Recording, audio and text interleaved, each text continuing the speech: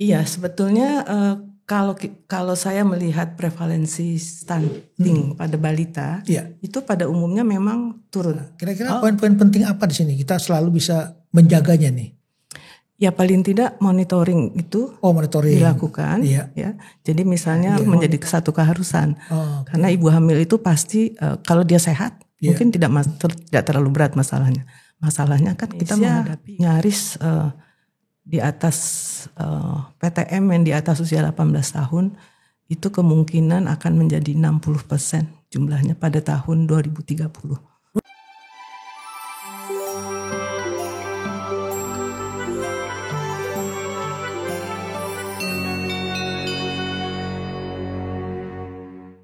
Assalamualaikum warahmatullahi wabarakatuh.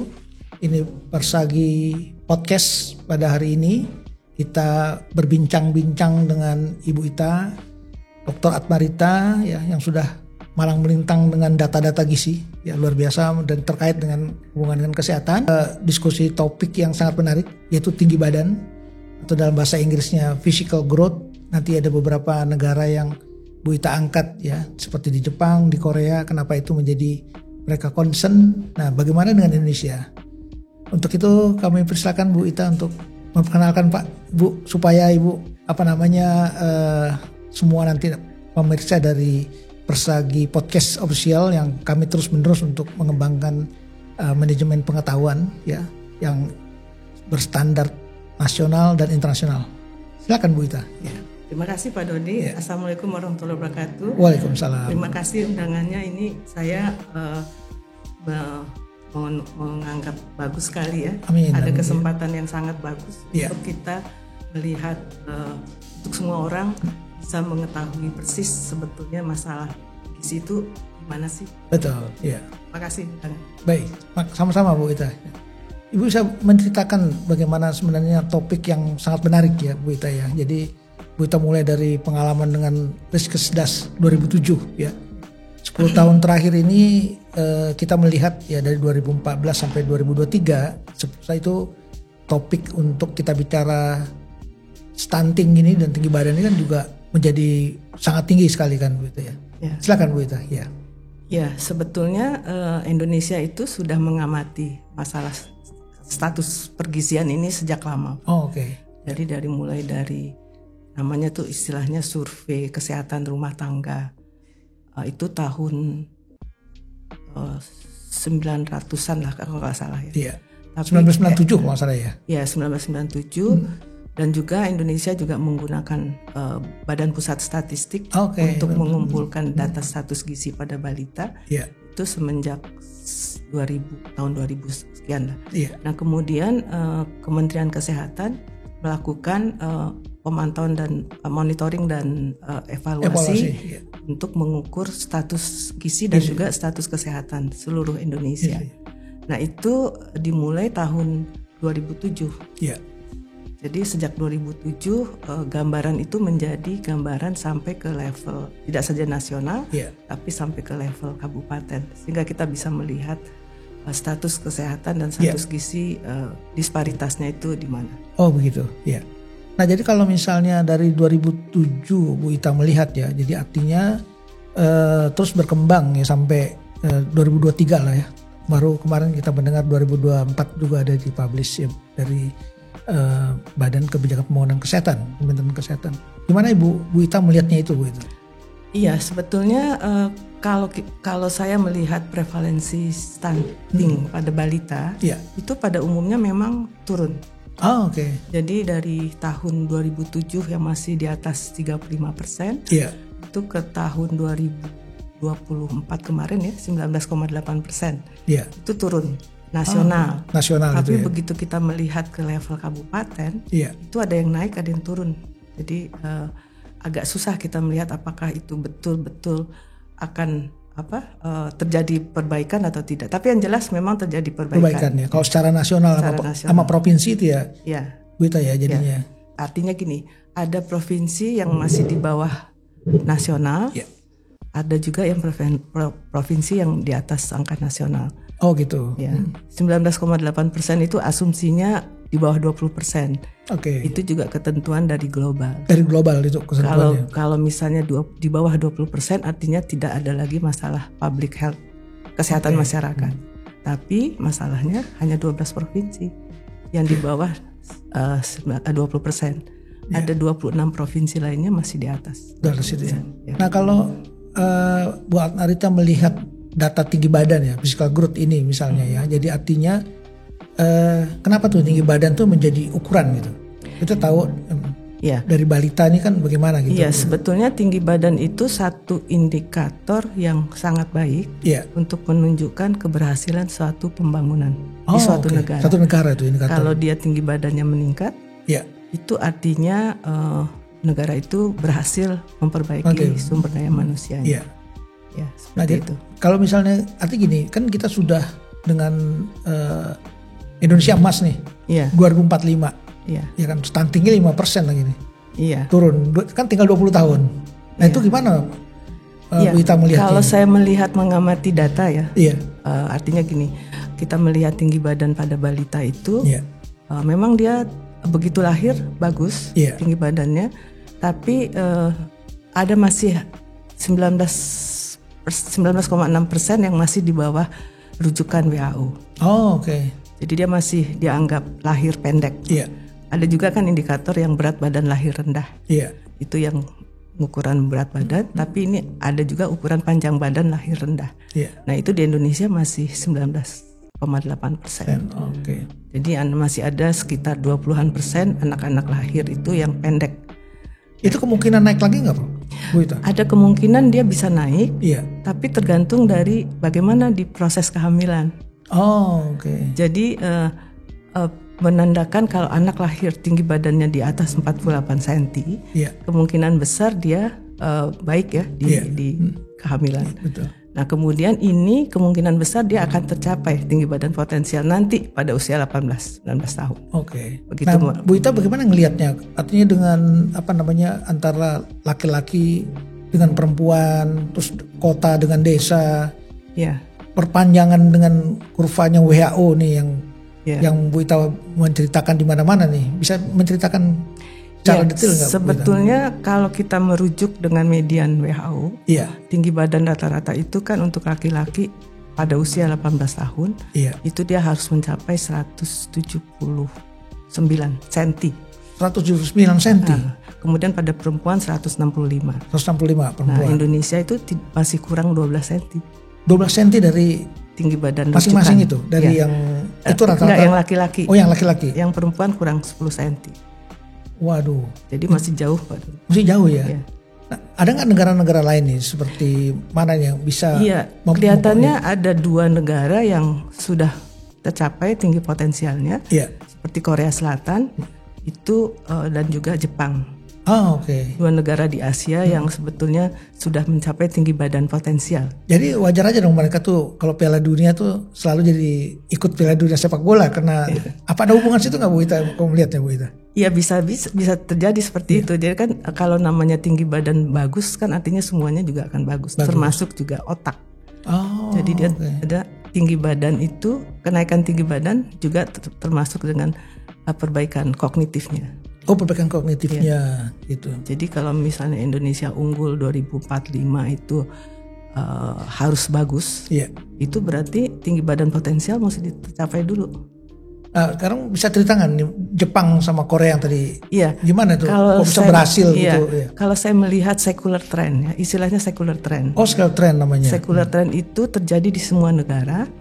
Jadi kita bisa lihat nih, contohnya anak kita lebih tinggi dari kita misalnya. Betul. Nah seperti di Korea Selatan itu dia terjadi mulai dari perang Korea. Perang Korea. Sampai dia tercapai tinggi potensialnya pada tahun 2005-2010. Jadi dia hanya makan waktu 30 tahun.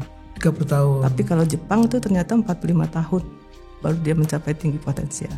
Tinggi potensial. Itu gimana kok mereka bisa 2 negara itu? Indonesia bisa sama nggak? Seharusnya bisa ya. Kalau misalnya kan ada dari perbaikan gizi yang kita melakukan pemantauan pertumbuhan, pemantauan kehamilan, itu sebetulnya bisa. Kalau memang semuanya bisa kan banyak faktornya. Jadi artinya faktor-faktor kemiskinan dan lain sebagainya itu dikurangi. Juga faktor-faktor untuk kalau dia miskin dia tidak bisa membeli makanan gitu kan. Asumsinya seperti itu. Nah kemungkinan besar kalau sosioekonominya membaik, rumah tangga itu dia mampu membeli makanan untuk keluarganya. Oh begitu. Jadi artinya dari peranan negara terhadap di Jepang sama di Korea itu yang diutamakan itu. Bu Ita ya. Dia ada perbaikan konsumsi dan jangan lupa di Indonesia juga ada Pak Dodi. Artinya fortifikasi misalnya. Itu kan suatu upaya juga ya. Upaya intervensi yang untuk menambah makro dan mikronutrien. Makronya kita mengkonsumsi misalnya dari beras. Tapi kan kita masih masalah triple burden itu Bu Ita. Bagaimana tuh kalau kita bisa menguatkan di situ tuh jadinya? Iya, jadi triple burden kan artinya masih ada yang kurang, ada yang lebih itu ya. Ada juga yang defisiensi gizi mikro. Itu dia. Kalau defisiensi gizi mikro kan berarti lewat fortifikasi tadi itu untuk menekan itu ya. Misalnya contohnya garam, kita mau fortifikasi dengan yodium. Itu yodium itu sangat bagus sekali. Jadi artinya dia sangat membantu untuk proses organ-organ tubuh, pertumbuhan dan lain sebagainya. Yang lain kira-kira ada Bu Ita di negara-negara lain yang berhasil seperti itu, misalnya Jepang sama Korea tadi, itu emang pendekatan di fortifikasi berarti? Iya, dia terutama untuk perbaikan konsumsinya ya. Dia bisa melalui fortifikasi, bisa melalui pendidikan, bisa melalui faktor-faktor lain, misalnya mengentaskan kemiskinan dan lain sebagainya. Oke, berarti kalau misalnya ini kan MBG ini 6 Februari dengan Bapak Presiden kita kan, artinya beliau sangat concern sekali dengan makan bergizi gratis ini, artinya yang negara-negara yang berhasil itu bisa nggak kita nanti di salah satu upaya yang Indonesia Emas 2045 ini Bu Ita untuk physical growth ini, secular trend ini bisa kita lihat. Sebetulnya saya menyambut baik makan bergizi gratis ini karena memang remaja-remaja Indonesia kita itu masih banyak yang tadinya tinggi badan kurang ya, tinggi potensialnya belum tercapai. Jadi dengan dia ada perbaikan tinggi badan, kalau dikasih makan kan pasti ada proses tumbuh gitu proses tumbuh kembang. Apalagi MBG ini kan dilakukan pada seluruh anak usia sekolah mulai dari PAUD, dari usia dini. Betul. Jadi kemungkinan besar perbaikan itu bisa tercapai. Ya. Nah ini apa nih, kan Persagi ini sebagai Persatuan Ahli Gizi ya, jadi adalah organisasi profesi yang bisa mengawal nih program MBG tadi kan, dengan secular trend, dengan Bu Ita sampaikan, terus juga perhitungan data-data setiap tahun ya melalui SSGI atau melalui Riskesdas atau SKI gitu. Nah, kira-kira poin-poin penting apa di sini kita selalu bisa menjaganya nih? Ya paling tidak monitoring itu dilakukan. Ya. Jadi misalnya monitoring pertumbuhan tinggi badan. Nah itu gimana caranya itu? Sebetulnya Indonesia itu sudah melakukan. Sudah melakukan. Pada anak-anak usia pertama masuk sekolah dan semua anak usia sekolah yang pertama kali masuk itu mereka diukur tinggi badannya, berat badannya. Nah ini siapa yang sebenarnya melaporkan atau mempublikasikan? Kan kita tahu bahwa iya kan. Nanti kalau semua Kemenkes kan semuanya nanti kalau misalnya ada kementerian. Sebetulnya kalau misalnya itu diolah. Ya, jadi data itu ada tersedia. Kalau dia diolah kita bisa melihat tuh secular trend. Tadi yang secular trend tadi ya. Jadi anak-anak yang masuk pada katakanlah tahun 2000. Pada usia PAUD. Kemudian dia masuk lagi pada tahun 2005, 2010, 2025 dan seterusnya. Itu kan bisa dilihat pertambahan tinggi badan yang terjadi. Itu kan ada datanya gitu ya. Tinggi badan rata-rata itu bisa diukur. Nah itu bisa terlihat tidak anak PAUD, anak SD, anak SMP, anak SD. Semuanya itu ya, berarti di dalam pengembangan itu ya, berita ya jadinya. Jadi artinya kalau nggak salah Bank Dunia kan bicara tentang Human Capital Index ya Bu Ita ya. Salah satunya kan indikatornya itu kan stunting sama obesitas. Ya itu kaitan dengan secular trend tuh kelihatan nggak di situ Bu Ita? Sebetulnya bisa kelihatan dari secular trend terutama untuk tinggi badan ini. Karena tinggi badan itu kan dia status gizi yang menggambarkan tadi ya secara entah dari awal kehidupan sampai juga termasuk perjalanan itunya ya. Perjalanan pertumbuhan itu. Dan juga pertumbuhan kognitif tadi. Jadi kan dia paralel. Tinggi badan bagus, kognitifnya bagus. Kondisi juga bagus seperti itu ya. Itu saya pernah melakukan juga studi tahun 2009 ya di 3 provinsi. Itu melihat ukuran anak-anak yang normal dengan anak-anak yang stunted. Nah itu perkembangan kognitif dan lain sebagainya itu terlihat jelas. Anak yang normal, walaupun anak normal di Indonesia itu masih kurang, tapi dia ada perbedaan dengan anak-anak yang pendek. Jelas sekali ada gap ya. Ada gapnya itu. Bu Ita lebih nggak lihat lebih dalam, misalnya kenapa itu misalnya ada gapnya itu, gimana tuh untuk bisa masuk di dalam, apa sih upaya yang kira-kira kita sumbangsikan kepada negara nih untuk bisa nanti Indonesia Emas 2045 nih Bu Ita nih. Itu gimana? Apa yang sebenarnya? Sebetulnya Indonesia itu sudah banyak programnya. Seperti ada Posyandu. Pelayanan terpadu pada balita. Itu kalau misalnya dilakukan betul-betul ya, jadi ada pemantauan pertumbuhan balita kan. Dari lahir sampai usia 5 tahun paling tidak. Setiap tahun diikuti melalui kartu menuju sehat. Jadi kalau dia sudah mengikuti pola pertumbuhan itu artinya dia bisa lulus. Lulus dalam setelah balita dia bisa lulus, memang betul. Kemudian dia masuk ke sekolah, dipantau lagi dan seterusnya. Kalau nggak salah dari analisisnya Bu Ita untuk setiap tahun perhitungan itu kenaikannya nggak terlalu cepat ya Bu Ita ya. Berapa senti itu yang? Jadi memang itu gimana melihatnya itu? Jadi memang agak karena memang proses tumbuh itu kan dimulai dari kehamilan. Jadi begitu anak lahir dia terjadi gagal tumbuh. Jadi gagal tumbuh itu terjadi karena banyak faktor. Apakah dia menyusui eksklusif atau tidak? Dan juga selama kehamilan. Selama kehamilan itu bagaimana situasi ibunya? Kalau ibunya anemia, ya ada masalah begitu lahir. Anemia di Indonesia cukup tinggi. Anemia ibu hamil. Jadi faktor anemia ini sangat berpengaruh sekali ya sebenarnya. Jadi begitu kita melihat anemia selama ibu hamil, ibu hamil itu akan melahirkan bayi dengan berat badan lahir rendah dan juga panjang badan lahir. Dan angkanya selalu tetap aja di angka 6,0, 6,5 di situ. Posisinya itu masih segitu ya, karena anemianya memang nggak turun.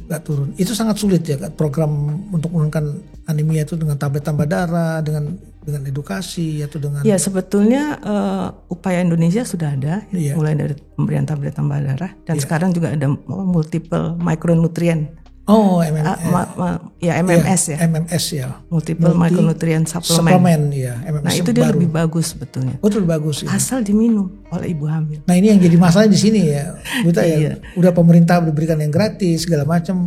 Tantangannya tuh apakah diminum atau tidak diminum ya gitu. Apakah masuk ke mulut si ibu. Nah mudah-mudahan dengan podcastnya Persagi Podcast ini pengetahuan di masyarakat itu bisa bisa menangkap apa sih sebenarnya makna daripada tinggi badan itu atau physical growth itu, dan contoh-contoh dari negara yang se-Asia ya, Jepang sama Korea bisa berkembang dengan baik gitu.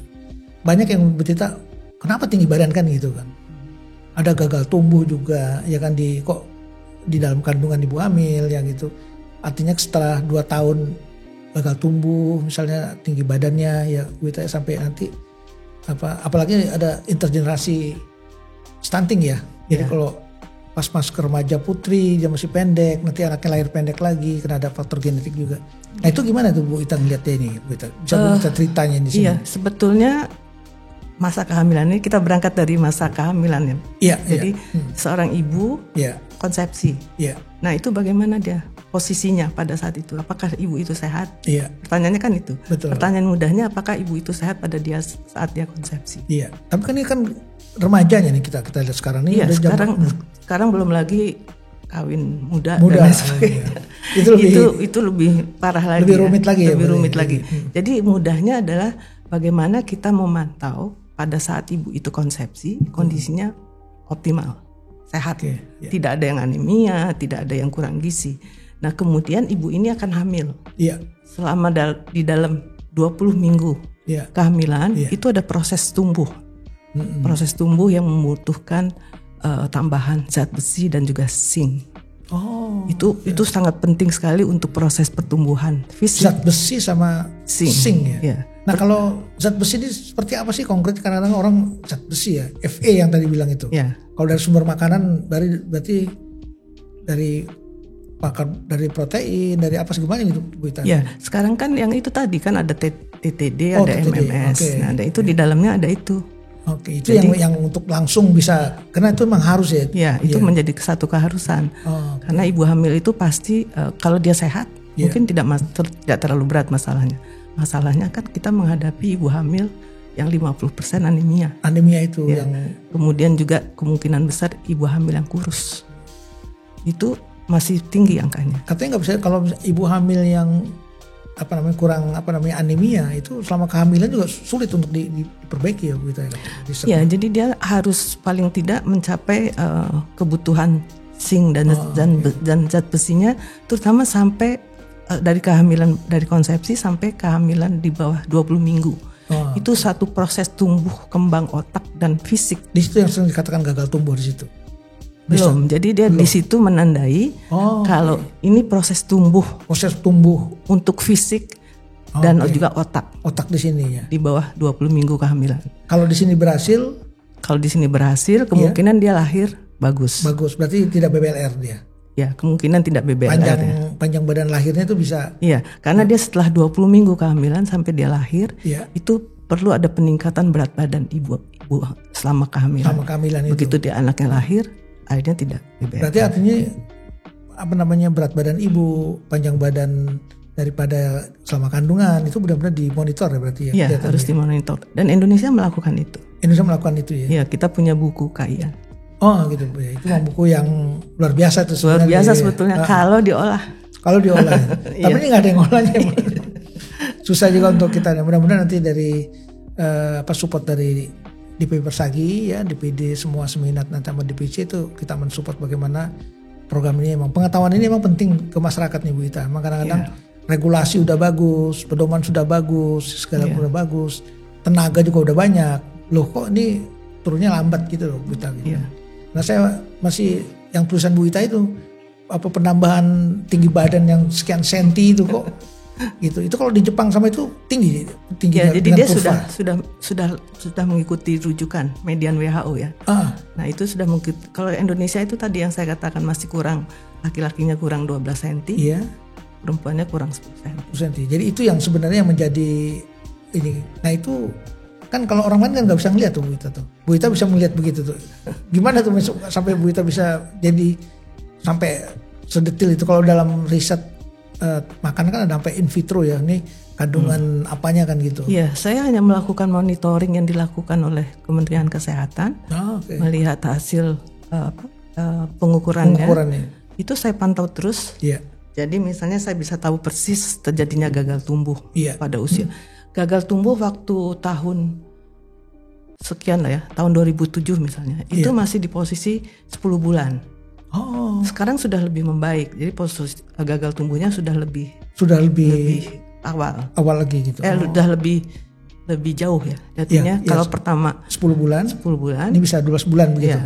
Jadi dia kurvanya itu turunnya di posisi 10 bulan yang pertama, kemudian sekarang udah lebih baik. Nah, Bu Ita ngeliat apa yang sebenarnya perubahan itu Bu Ita? Itu kan nggak sembarangan, kalau bukan ahli data, ahli gizi, apa yang Bu Ita lihat di sininya nih? Yang kira-kira apa karena udah ada perbaikan pola konsumsinya?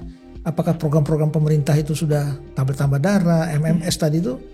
Terus ada lagi namanya pangan lokal yang sampai ke puskesmas untuk itu. Iya, sebetulnya program di Indonesia sudah cukup bagus. Kita kenal dari tahun 70-an upaya perbaikan gizi keluarga ya. Itu sebetulnya Indonesia sudah bagus ya. Tapi belum sampai menyeluruh. Di sini meletaknya, berarti belum merata ke seluruh Indonesia. Kalau kita melihat SDGs No One Left Behind, kita masih banyak yang belum terjangkau. Nah mudah-mudahan dengan MBG ini kali Bu Ita ya, kalau kita lihat. Ya mudah-mudahan, karena kan nggak mudah targetnya 19 juta anak ya. Kalau nggak 92 juta anak. Dan juga total target ibu hamil dan ibu lahirkan, dan juga pada balita. Mudah-mudahan itu. Bu Ita nih, kita pernah ngelihat ya Bu Ita kan 1000 hari pertama kehidupan nih, begitu membooming. Terus orang-orang bilang ini kita udah mau masuk 8000 hari pertama kehidupan. Bu Ita setuju nggak nih?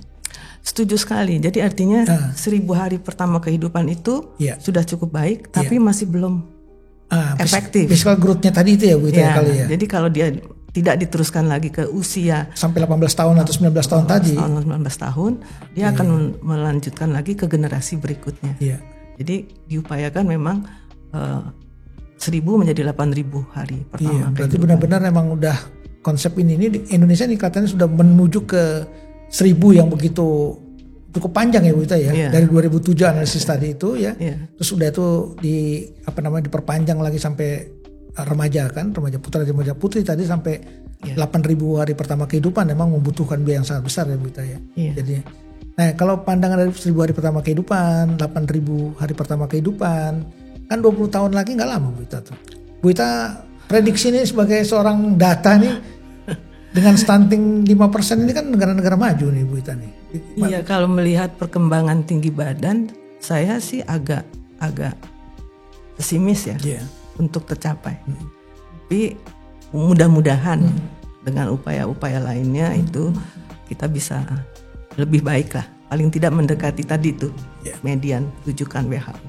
Tinggi potensialnya itu mudah-mudahan lebih cepat tercapai. Nah Bu Ita ini kan artinya peranan tenaga gizi ini kan sangat penting loh. Di semua puskesmas kita ada tenaga gizi, ya kan. Apalagi sekarang ada SPPG, ada ahli gizi yang kemudian ini gitu. Nah, gimana peranan ini? Posyandu juga. Nah, Bu Ita ngeliat di sini apa nih? Memang mereka ada, mereka perlu ditambah ilmu pengetahuannya. Juga mereka juga kalau bisa melakukan terus kajian. Kajian data itu. Jadi dia tidak bicara asal aja, tapi berdasarkan evidence base. Nah, itu surveillance. Kan setiap tahun 2 kali tuh Bu Ita tuh. Februari sama Agustus kan? Iya, itu kan untuk surveillance-nya, penimbangan dilakukan itu. Iya, yang penimbangan sama pemberian kapsul vitamin A ya. Vitamin iya, itu cukup nggak? Itu Februari Agustus. Sementara kita punya buku KIA yang juga memantau setiap bulan. Nah itu tolong diolah, dilihat seberapa jauh. Masih ingat SKDN? Iya, balik SKDN itu betul. Ada semua anak ditimbang, semua anak punya KMS, semua anak naik berat badannya dan seterusnya. Nah itu dipantau harusnya. Itu kunci awal itu. Iya, kalau kunci awal kalau kita lihat itu keberhasilan di sana gitu misalnya. Jadi nggak prevalensi itu nggak ujuk-ujuk sekian persen gitu ya Bu Ita ya. Kalau prosesnya itu ya dalam surveillance itu ya. Iya, karena surveillance itu kan pasti kita melakukan pemantauan, kajian terus menerus yang dan juga diaplikasikan ke implementasi programnya. Oke. Nah Bu Ita ini kan udah pakar gizi, udah artinya udah malang melintang, dihormati dari semua profesi yang ada kan. Pesan ke ahli gizi muda nih gimana nih? Apa sih mencetak seperti Bu Ita nih? Aduh, gimana saya sebetulnya sih karena memang entah itu hobi entah itu gimana ya Pak Dodi. Tapi saya selalu menganggap bahwa data itu penting. Data itu penting. Evidence base itu penting untuk kita informasikan ke orang lain. Berarti para ahli gizi muda kita yang ada di puskesmas dimanapun berada bicara data. Iya. Dapatkan data. Berani bercerita tentang data itu. Iya. Jadi dia kalau bicara basisnya data. Basisnya data. Kalau dia tidak bicara basisnya data, ya bicaranya apa? Betul. Berarti ini yang seperti ini ya. Iya. Wah, ini kita ngobrol yang cukup panjang dengan Bu Ita nih ya. Jadi artinya sangat menarik sekali ya, dari data, dari physical growth tadi ya, tumbuh kembang, kognitif, 1000 hari pertama kehidupan, 8.000 hari pertama kehidupan. Jadi ini udah satu hal yang yang Indonesia memasuki momentum ya kita lihat. Karena target global gizi yang 2025 akan diperpanjang sampai 2030. Bu Ita sudah melihat nggak Bu Ita 2025 ke 2030 ya? Itu artinya maka melanjutkan dari resolusinya di World Health Assembly itu, ya kan? Sampai 2030. Nah kita juga punya 2045. Nah di sini mungkin apa pesan khusus yang Bu Ita untuk kita nih ahli gizi nih untuk mengamati situasi ini gitu? Ya paling tidak kita ahli gizi sering membuat noise Noise itu kan artinya kita mengungkapkan apa sih masalah kita. Apa masalah itu ya? Kepada orang-orang di sekitar kita. Betul. Tadi fortifikasi itu harus kita paham betul. Kenapa fortifikasi? Kenapa fortifikasi? Dan juga kalau bisa pimpinan-pimpinan wilayah setempat, ya, entah itu institusi, entah itu dia bupati, Pak Camat itu, kepala desa, itu harus disampaikan lah, disampaikan, dijelaskan bagaimana kondisinya gitu kan, nggak hanya sekedar untuk bicara tentang makan saja ya, gitu ya, karena kan kita dengar obesitas juga mulai meningkat kan. Dampaknya itu sebetulnya ke penyakit tidak menular, PTM itu, betul. Itu Indonesia nyaris di atas PTM yang di atas usia 18 tahun itu kemungkinan akan menjadi 60% jumlahnya pada tahun 2030 dengan kondisi obesitas sekarang. Sekarang berarti itu waduh. Ada hubungannya dengan stunted. Oh, ada hubungan stunted itu. Karena dia pendek, begitu dia masuk konsumsi dan lain baiknya bagus, dia menjadi gemuk. Oh, nah ini bukannya tingginya ke atas, tingginya ke samping ini gitu. Waduh, ini memang kalau kita bicara tentang antropometri ini menarik sekali Bu Ita ya. Jadi kita memang harus benar memahami ya seorang ahli gizi dan juga kira-kira bagaimana kembangan. Nah ini terakhir nih Bu Ita ya, kira-kira Persagi podcast ini kan, apa sih nanti harapan Bu Ita nih dengan podcast, dengan program-program yang ada di DPP, organisasi profesi kita, terutama untuk kita mensupport pemerintah, kita mensupport karir teman-teman di lapangan ya Bu Ita kan, apalagi jumlah lulusan hampir 10.000 setahun kalau nggak salah saya dengar dengan jumlah prodi-prodi gizi fakultas. Gimana Bu Ita ini? Iya, balik lagi Pak Dodi, saya sih melihatnya anak-anak kita itu, ahli gizi kita itu selalu berupaya untuk mengekspos ya, membuat noise tadi. Noise. Jadi, itu ya. Tapi dia tidak di lingkaran dia saja, tapi ke sektor lagi ini, institusi. Berani untuk mengungkapkan bagaimana nih data-data yang dia miliki gitu ya, sebagai ilmuwan. Karena terutama pemerintah daerah ya, yang punya wilayah itu mulai dari level desa, kecamatan, kabupaten. Kalau mereka itu bisa mengekspos semua yang terjadi, pertumbuhan yang terjadi, program pembangunan yang terjadi, karena kita semua ada programnya. Betul. Tapi apakah itu betul-betul sampai bisa merubah? Nah itu dia. Itu. Makanya ini yang sebenarnya tadi dari awal Bu Ita sampaikan, emang fokusnya itu di kabupaten, kota ya Bu Ita ya. Karena disitulah sebenarnya bagaimana data itu yang bisa berbicara, yang tadi yang masih terlihat ya. Kalau nasional, provinsi itu udah sangat bagus ya, tapi kalau di kabupaten ini yang sebenarnya emang karena kan sebetulnya seperti institusi-institusi yang ada di daerah itu kan juga dia terintegrasi. Iya. Kita bicara convergent, integrated. Integrated. Nah, itu kan seluruh sektor terlibat untuk persoalan konvergensi yang antara satu sama lain untuk persoalan pergizian ini. Iya. Jadi misalnya kita tuh punya satu saja unit analisis misalnya contohnya untuk melakukan analisis yang secara terus-menerus di level setiap level. Iya. Terutama di kabupaten ke bawah. Itu mungkin bisa itu ya. Bisa jadi ini perubahan. Kalau boleh ini saran ke Bu Ita ke kami adalah memang kami sedang memperkuat di DPC nih Bu Ita. Organisasi, karena disitulah sebenarnya pergerakan yang regulasi standar-standar gizi yang masuk di kabupaten kota, yang jadi sehingga bisa masuk ke kecamatan, bisa ke kelurahan, ke desa lagi, apalagi dana desa kan cukup besar ya. Bagaimana tuh bisa, yang tadi Posyandu tadi itu udah menjadikan satu aktivitas rutin ya, dengan buku KIA-nya, melihat di balok SKDN itu ya Bu Ita.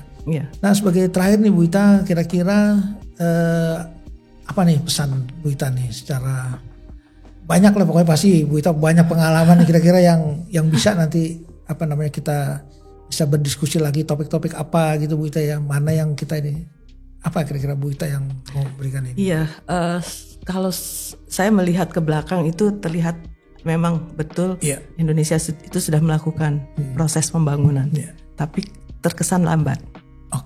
Karena itu yang mesti kita kejar gitu kan. Nah bagaimana mengejarnya? Ketertinggalan itu ya. Bagaimana mengejar ketertinggalan itu ya, memang harus kita bersama-sama untuk melakukan program-program itu sampai ke masyarakat. Itu yang paling, berarti kan artinya yang terdekat itu dari kabupaten kota itu yang sebenarnya bisa langsung gitu ya Bu Ita ya. Iya. Kalau ingat dulu itu kita punya rumah gizi. Oh, itu rumah gizi itu yang di Posyandu. Yang itu Kadarsi itu, bukan? Beda lagi tuh. Beda, tapi maksud saya ingat nggak pesan anak sehat tambah umur tambah berat? Oh iya betul. Itu informasinya sangat mudah sebetulnya untuk disampaikan kepada ibu-ibu. Seluruh ibu-ibu itu karena ibu itu pasti mau anaknya sehat. Sehat, betul. Nah kalau ibunya itu sudah paham, bagaimana supaya anaknya sehat? Nah itu mungkin kita perlu kejar. Nah caranya kan kita melalui pendidikan gizi. Nah ahli-ahli gizi ini tolong mungkin arahnya ke sana. Tapi dasarnya juga tetap evidence base itu diungkapkan. Diungkapkan itu ya di rumah gizi segala macam. Wah ini banyak sekali yang dapat di dalam Persagi Podcast ini ya. Di like, comment ya, subscribe Persagi Podcast ya di YouTube DP Persagi Official ya. Jadi sehingga berkembang terus ya Bu Ita ya. Jadi problem apa ya tadi udah kita angkat tadi tinggi badan, kita diskusi 1000 hari pertama kehidupan kita berdiskusi juga, terus juga kita berdiskusi dengan 8.000 HPK. Karena banyak teman-teman juga, Pak ini udah 8.000 HPK, ya betul. Karena ini emang kita menunggu ya dengan apalagi di Bapak Ibu di seluruh Indonesia kita mensupport makan bergizi gratis yang sedang oleh Bapak Presiden kita, Bapak Presiden Prabowo yang begitu antusias luar biasa untuk program ini dan di mana gizi ini Persatuan Ahli Gizi di seluruh Indonesia emang harus mendukung ya dengan kekuatannya apa dan sehingga ini bisa mensukseskan di Indonesia Emas 2045 ya. Mudah-mudahan bisa turun stunting 5%. Mudah-mudahan Bu Ita jangan bosan-bosan untuk menganalisis ya, mengkritisi atau noise ya istilahnya kita nyampaikan dimanapun ya ke gubernur ya, di parlemen ya kita sampaikan di parlemen, bupati, wali kota segala macam. Bu Ita terima kasih Bu Ita sudah hadir di Persagi Podcast di sini ya, mudah-mudahan ini merupakan sebagai amal ibadah kita nih Bu Ita. Amin. Saya penting di sini untuk menyampaikan. Terima kasih sekali lagi Bu Ita ya. Saya juga terima kasih. Ya. Bapak Ibu semua pemirsa, berakhirlah kita di podcast Persagi Podcast Official pada hari ini ya. Mudah-mudahan mohon jangan lupa untuk memberikan like, comment, subscribe ya kepada kami semua untuk meningkatkan kualitas dari manajemen pengetahuan tentang gizi yang standarized. Dengan ini, dengan ucapan alhamdulillahirabbil alamin, dengan ucapan assalamualaikum warahmatullahi wabarakatuh, kami tutup.